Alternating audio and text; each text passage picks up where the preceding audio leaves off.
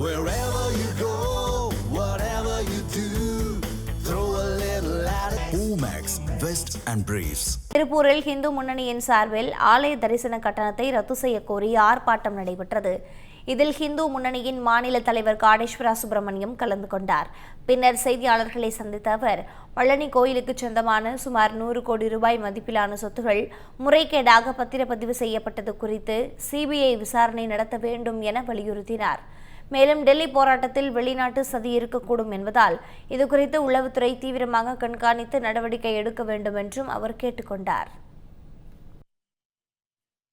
நமக்கு வெளிநாடுகள் இருக்கக்கூடிய பாகிஸ்தான், பங்களாதேஷ் இந்த மாதிரியான நாடுகள்ல இருந்து சமூக ஊடகங்கள் மூலியமாக பல்வேறு தப்பான பொய்யான கருத்துக்களை பரப்பி ஒரு பெரிய டென்ஷனை உருவாக்கி இருக்காங்க.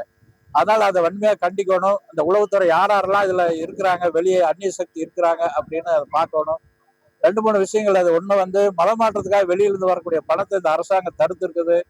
அதெல்லாம் மனசுல வச்சுட்டு வெளிநாடுகளுடைய அது சதி இருக்குதுன்னு நாம நினைக்கிறோம்.